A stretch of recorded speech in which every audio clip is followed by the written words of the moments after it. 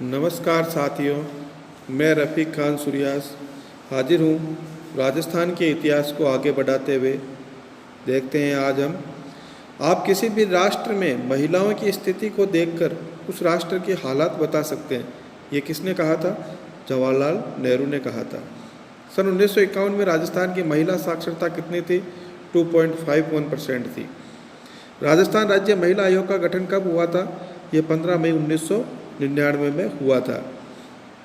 राज्य महिला आयोग का गठन किस प्रकार होता है? तो इसमें एक अध्यक्ष होते हैं और 3 सदस्य होते हैं। कार्यकाल इसका 3 वर्ष का होता है। महिलाओं को रोजगार देने और आर्थिक रूप से आत्मनिर्भर बनाने के लिए चलाया गया कार्यक्रम क्या कहा जाता है? उसे महिला स्वयं सहायता समूह कार्यक्रम कहा जाता है। महिलाओं को घरेलू हिंसा से संरक्षण और तुरंत राहत देने के उद्देश्य से भारत सरकार द्वारा लागू किया गया अधिनियम है महिला घरेलू हिंसा निरोधक अधिनियम 2005। 11 से 18 वर्ष की विद्यालय न जाने वाली और बीच में विद्यालय छोड़ देने वाली किशोर बालिकाओं के लिए संचालित योजना जिसका नाम है सबला, जिसे कहा जाता है राजीव गांधी किशोरी सशक्तिकरण योजना। देश भर में घटते लिंगानुपात को ध्यान में रखकर शुरू की गई योजना का नाम है बेटी बचाओ बेटी पढ़ाओ योजना। 2015 में बेटी बचाओ बेटी पढ़ाओ योजना के संयुक्त विभाग हैं 3 विभाग, महिला और बाल विकास विभाग, स्वास्थ्य और परिवार कल्याण विभाग और मानव संसाधन मंत्रालय, जिसका अब नाम हो गया शिक्षा मंत्रालय। महिला सशक्तिकरण हेतु कानून 3 कानून बनाए गए हैं। हिंदू उत्तराधिकार दत्तक ग्रहण और संरक्षण अधिनियम 1956 का जो संशोधन हुआ 2005 में, दहेज निषेध अधिनियम 1961 का, बाल विवाह निषेध अधिनियम 1925 का जो 2 बार संशोधित हो चुका है 1986 और 2006 में। ईवीएम द्वारा अधिकतम कितने उम्मीदवारों को वोट दिया जा सकता है? तो 16 लोगों को वोट दिया जा सकता है उसमें। VVPAT इसका पूरा नाम क्या होता है? ये गत चुनाव में शुरू की गई थी। इसका पूरा नाम होता है voter verifiable paper audit trial, जिसपे एक पर्ची होती है, जिसको अपन ने वोट दिया वो एक दिखती है और उसके डिब्बे के अंदर गिर जाती है।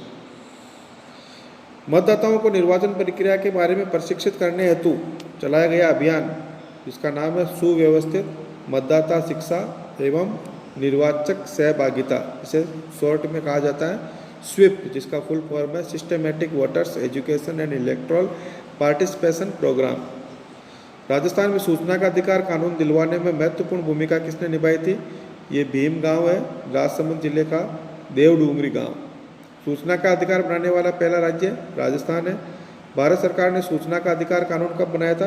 2005 में बनाया था। राजस्थान निःशुल्क और अनिवार्य बाल शिक्षा का अधिकार अधिनियम 2010 कब लागू हुआ? ये 1 अप्रैल 2011 को लागू हुआ था। संयुक्त राष्ट्र की आम सभा द्वारा बाल अधिकार समझौते कब पारित किए गए? ये 20 नवंबर 1989 को पारित किए गए थे। बाल अधिकार समझौते पर भारत ने हस्ताक्षर कब किए थे? भारत ने हस्ताक्षर 1992 में किए थे।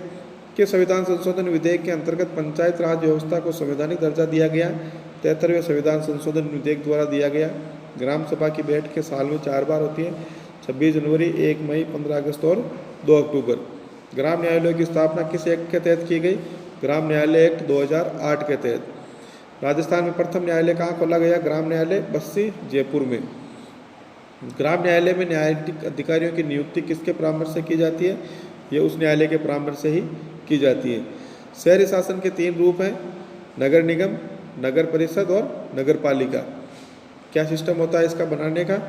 देखिए, नगर निगम बनता है जहाँ जनसंख्या 5 लाख से ज़्यादा हो और नगर निगम के अध्यक्ष को महापौर कहा जाता है।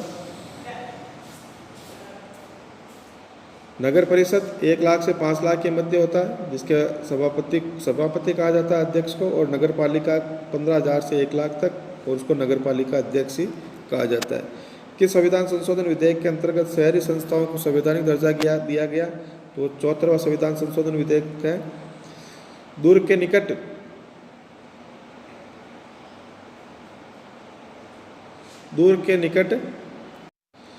निकट गहरी खाइयां बनाई जाती थी जिसमें पानी भर दिया जाता था। उसे क्या कहा जाता था?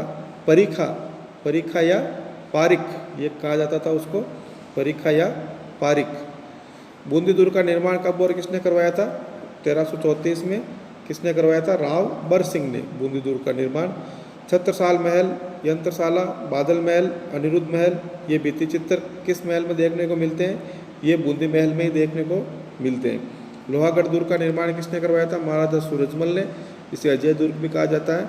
लोहागढ़ दुर्ग को मिट्टी का दुर्ग क्यों कहा जाता है? क्योंकि इसके चारों ओर मिट्टी की दोहरी प्राचीर बनी हुई है। नौलखा दरवाजा, हमीर महल, 32 खंभों की छतरी किस दुर्ग में है? रणथंभौर दुर्ग में है। रणथंभौर दुर्ग में कौन सा प्रसिद्ध मंदिर है? त्रिनेत्र गणेश का मंदिर है। किस दुर्ग के आसपास का वन क्षेत्र रणथंभौर बाग परियोजना के अंतर्गत आता है? तो रणथंभौर दुर्ग का ही आता है। जालोर दुर्ग का निर्माण किसने करवाया था? परमार राजा धारावर्ष और मुंज ने करवाया था। वह दुर्ग जो मत्स्याकार पहाड़ी पर निर्मित है वो चित्तौड़गढ़ का दुर्ग है। कीर्ति स्तंभ का निर्माण किस दुर्ग में हुआ? इसे विजय स्तंभ भी कहते हैं, चित्तौड़गढ़ दुर्ग में हुआ है। असंख्य देवी देवताओं की मूर्तियां होने के कारण विजय स्तंभ को क्या कहा जाता है? भारतीय मूर्तिकला का विश्वकोश, शब्दकोश कहा जाता है। कुंभलगढ़ दुर्ग का निर्माण कब और किसने करवाया था? और इसका शिल्पी कौन था? राणा कुंभा ने। 1458 में। शिल्पी था मंडन। 9 पोलों से युक्त दुर्ग है, उसके कुंभलगढ़ दुर्ग ही है वो। कुंभलगढ़ दुर्ग में सर्वाधिक उच्च बाग जिसे कटारगढ़ कहा जाता है। महाराणा प्रताप का जन्म किस दुर्ग में हुआ था? कुंभलगढ़ दुर्ग में जो कटारगढ़ है उसी में हुआ था। ढूंढाड़ क्षेत्र का पर्याप्त सुरक्षित दुर्ग है वो आमेर दुर्ग है। किस दुर्ग की स्थापत्य कला में हिंदू और मुगल शैली का सुंदर समन्वय झलकता है? आमेर दुर्ग है। किस दुर्ग के प्रवेश द्वार पर गणेश गेट पर शीला देवी का प्रसिद्ध मंदिर बना हुआ है? आमेर दुर्ग है। राजस्थान का प्रसिद्ध जल दुर्ग जो काली सिंध और आहू नदी के संगम पर स्थित है, गागरोन का दुर्ग है, झालावाड़ में। पीले बलुआ पत्थर से बना दुर्ग जो सूरज की रोशनी पड़ने पर सोने जैसा चमकता है उसे सोनार किला कहा जाता है। द गोल्डन फोर्ट जो कि जैसलमेर में स्थित है। आज के लिए इतना ही। धन्यवाद साथियों, कल मिलते हैं फिर।